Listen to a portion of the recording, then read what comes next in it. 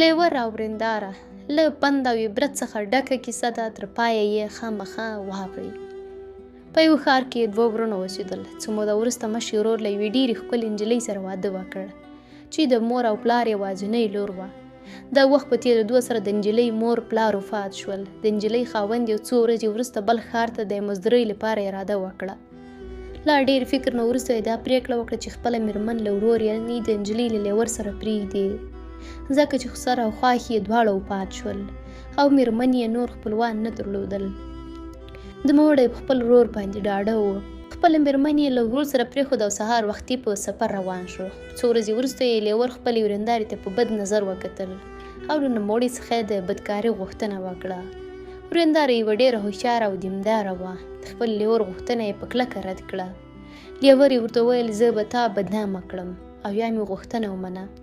ورېندار یې ورته وویل ته چې هر څه کوې زه به هېڅکله ستا ناوړه غوښتنه ونه منم. یعنې د دې نجلۍ خاوند د نبي علیه صلات وسلام هغه حدیث ته پاملرنه ونه کړه چې ویلي وو یعنې لیور مرګ ده. د وخت په تېرېدو سره د ښځې خاوند راغی. ورور یې چې کله سترګې ورباندې ولګېدې ورته ویې ویل چې ستا مېرمنې خو له ما نه د بدکارۍ غوښتنه وکړه. د ښځې خاوند د دې پر ځای چې له خپلې ښځې څخه پوښتنه وکړي خپله ښځه یې طلاق کړه او له کور څخه یې وشړله. ښځې بله لاره نه درلوده، له ښار نه روانه شوه او بل ښار ته ورسېده. په لار کې یې په یوه جونګړه سترګې ولګېدې. دروازه یې وټکوله چې یو بزرګ عابد راووت. پوښتنه یې ترې وکړه څو غواړې؟ ښځې خپله کیسه ورته وکړه چې داسې ظلم راسره وشو. عابد ورته وویل هېڅ خبره نه ده، راشه زما یو ماشوم ته د هغه روزنه وکړه، زه به تا ته ښه تنخواه درکړم او همدلته اوسه. ښځې د عابد خبره ومنله او د ماشوم روزنه یې پیل کړه. د یادونې وړ ده چې دغه عابد یو بل خادم هم درلود چې د عابد خدمت به یې کاوه. دا چې ښځه ډېره ښایسته وه، د خادم یوه ورځ له دغې ښځې د بدکارۍ غوښتنه وکړه. ښځې یې ورته وویل ما د بدکارۍ نه کولو په خاطر خپل خاوند له لاسه ورکړ، نو ستا غوښتنه به څنګه ومنم؟ دغه خادم پاڅېد او ماشوم یې وواژه. کله چې عابد راغی خادم یې شیطانت ورته وکړ چې ښځې خو ستا نازولی ماشوم وواژه.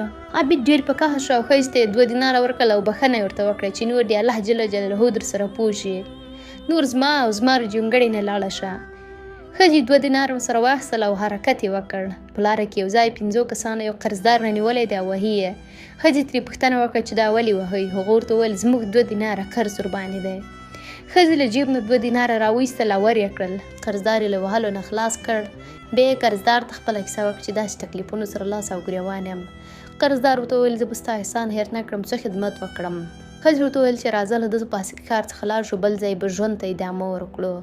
قرضدار ورسره ومنله او د سیند په لوري روان شول تر څو په کښتۍ کې بل ښار ته لاړ شي.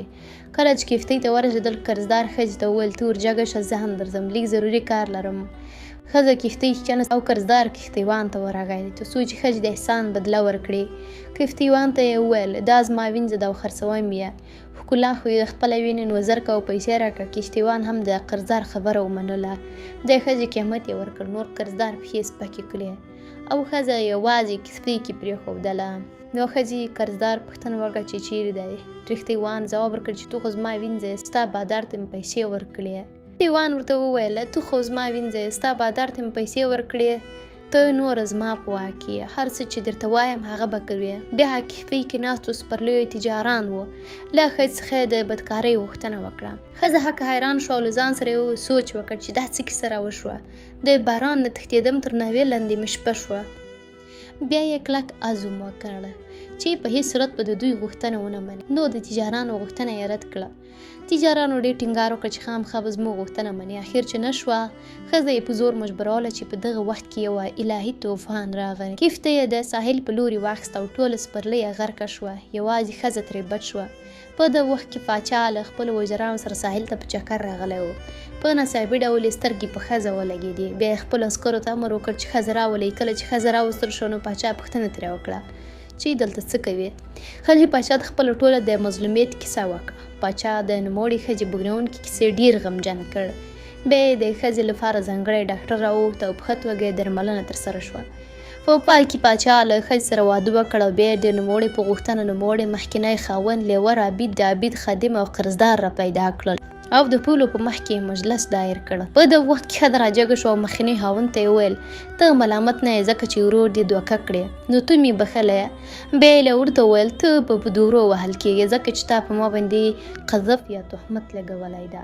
بیا یې عبید ته وویل ته هم بې ګناه یې او ما بخلی ځکه چې خادم ته دروغ وویل. بیا یې د عبید خادم ته وویل ته به قصاص شې ځکه چې تا معصوم ماشوم وواژه.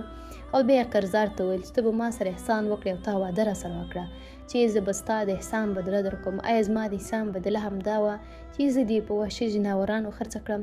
قرضدار له ډېر خجالت څخه سر ښکته اچولی او بیا یې ورته وویل تا به زندان ته ولېږم ځکه چې ما سره دې غدر وکړ. په پای کې پاچا خپلو عسکرو ته امر وکړ دې ښځې ټولو فیصلو ته عملي بڼه ورکړه. عسکر راجګ شول، د پاچا امر یې پر ځای کړ او بیا ټول په خپله مخه روان شول. پاچا او ښځې هم خپلې ماڼۍ ته راغلل او د خوشحالۍ ژوند یې پیل کړ.